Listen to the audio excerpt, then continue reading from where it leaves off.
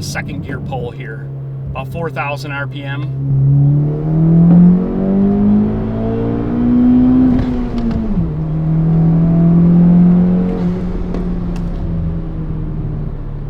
That was revving it to 7,500 RPM, and it loves it, loves it. Turbo Tim here with GM's next commuter rental car. We're doing our darndest to make it fun still. This video will be our top 5 mods for what we call the Gen II Cruze, which is the late model 16 and 17 plus Cruze. This car comes with a direct injected 1.4 turbo engine, to where the older Cruzes, the early 16s and older ones, they come with a port injected 1.4 engine. The first time I drove this car, I was so underwhelmed. Very similar story to when I drove the Sonic for the first time. Very underwhelmed, very commuter car, very rental car feel. It just felt pretty boring. I would assume this engine's gonna have more performance potential than the older engines. So to start any honest build series, you have to have a baseline dyno pull. What that is, we have a Mustang dyno here, and what we do is we take the car, we run whatever fuel's out of it, we put premium fuel in it, and we do a stock baseline pull. That means absolutely no mods. The ECM is never touched, or it's flashed back to stock to do the first pull. On that first pull, the car made 128 wheel horsepower, 144 foot-pounds of torque. The obvious first mod is gonna have to be a tune. So this car, 100% stock, just me tuning it on premium gas, made 159 wheel horsepower and 214 foot-pounds of torque. That means a tune alone gave this car 31 wheel horsepower and 70 foot-pounds of torque. That's pretty substantial.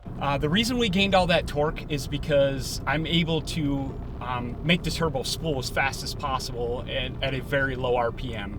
And pretty much every engine makes a peak torque that's boosted at the lowest RPM possible, like a turbo car. I do hate quoting horsepowers because there are so many other dynos that can read much higher than ours. So please keep in mind, that's why we did a baseline pull. I already knew the stock turbo is terrible. It's worse than the Gen I Cruze. So what did I decide to do? Let's just put a Z04 turbo on it. The Z04, along with our cold air intake, because it doesn't connect very easily to the stock air box, so we kind of paired them up.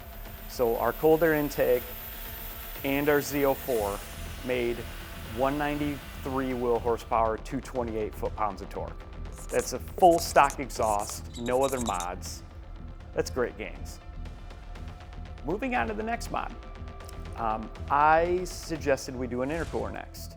The reason I like an intercooler is because every turbo is sucking air through a small hole, compressing it and putting out boost. The byproduct of compressing air is a lot of temperature. So basically you're taking ambient air temp and you're basically running it out of a hairdryer. Obviously hot air is not gonna make very much power because the air is not dense anymore. So you add an intercooler to the mix, which will cool that boost, condense that air, and make good, clean, safe power. Another good reason to run an aftermarket intercooler is because GM doesn't care about horsepower. So they just stick the intercooler in between a bunch of other heat exchangers. We want to make power, and the AC still works completely fine, and a big intercooler always looks great behind your grill. The intercooler brought it up to 208, 243 foot-pounds of torque. So that's about 15 and 15. Doesn't sound like a lot, but keep in mind, this is a single gear dyno pull. That means you are at full throttle for 4 or 5 seconds at most. An intercooler is going to give you huge gains when it comes to entering the entrance ramp and doing a 2, 3, 4, 5 down an entrance ramp when you're at full throttle for 10 or 15 seconds. The stock heat exchanger was fully heat soaked 3 gears ago. Next mod is a downpipe. I know this order sounds funny, but I was trying to put mods on the car to maximize gains of each mod.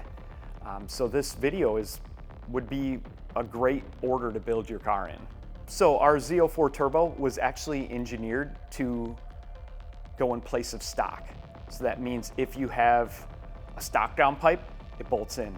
If you have an aftermarket downpipe made by somebody else, it still bolts in. With the downpipe, the car made 225, 246. That's a gain of 17 wheel horsepower and 3 foot-pounds of torque. Again, great gains. This car is a low miles car too, so the cat is very good. It's not bad. We're not using a 150,000 mile car to inflate the horsepower gains. The next mod is the 85. I apologize to some of you guys that can't get it. This car didn't really lose much gas mileage for some reason. Other cars usually lose about 30%. I'm pretty sure you're within 5% of gasoline in this for gas mileage. And all it really requires on this car is a flex sensor that we also sell, obviously, and a tune update to enable it and use it. I know some people just don't want to deal with the 85, but it really is a great fuel option. If you run our flex fuel kit, then the whole reason we call it a flex kit is because you can run any mix of gasoline and E85. So if you are driving somewhere and you see E85 at a pump, you can just put E85 in it right then. And then next time, if you're on E and you can't make it to the next E85 pump, just put gas in it. It's fine. Great thing with this car is it has a lot of fuel system, so you don't need any fuel system upgrades. I was able to run this car at max power on E85 without upgrading anything fuel related. The stock intake pump, the stock fuel pump lobe, like I didn't have to add any port injectors or anything like that. The car is fine and there's room for more. Now for the dyno pull. The car made 248 wheel horsepower, 258 foot-pounds of torque. It's pretty substantial for just a fuel change.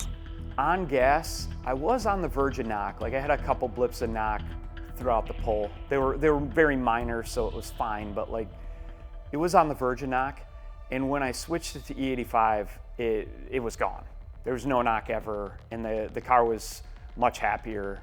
And that ended up with a smoother curve. The car was much happier on E85. So the last mod, I decided to do a catback. I chose the catback because generally a catback is going to give you the least amount of gains. Darn near all of our platforms, like a catback is the last mod to do. If you really want the car to sound as good as possible, then it's going to be one of your firsts because the stock exhaust is silent on most cars. But on this one, I was trying to build this car in a way to where you get the most gains for your dollar. So I think I might have been wrong. The catback actually gave us a decent amount of gains. The car ended up with 264 wheel horsepower and 280 foot-pounds of torque. That's gains of 16 wheel horsepower and 17 foot-pounds of torque. Pretty substantial for just a catback. So once again, we foiled GM's plan to make a boring commuter car. With all these upgrades, it's making over twice the stock horsepower on the stock engine on pump fuel. The automatic transmission does have more parasitic loss, so the auto guys will be making a little less. I think it's somewhere between 10 to 15%. That pretty much wraps up our top 5 mods for the Gen II Cruze. I hope you enjoyed the video, and feel free to like and subscribe and put questions below, comments below. If you have suggestions with anything, videos in the future, mods for the car, send those comments below. Go fast, not broke.